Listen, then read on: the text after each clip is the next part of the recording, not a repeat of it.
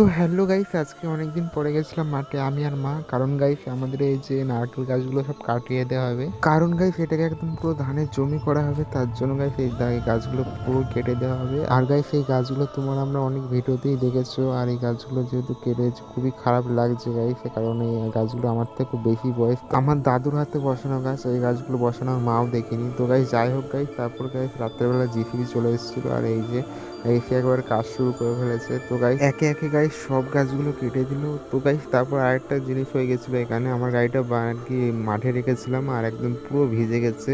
10:30 বাজে এখন, আর একদম পুরো ভিজে গেছে নিয়ে ওরে। আর এই দেখো মনে হচ্ছে বৃষ্টি পড়ছে, কুয়াশা এমন আর কি হচ্ছে।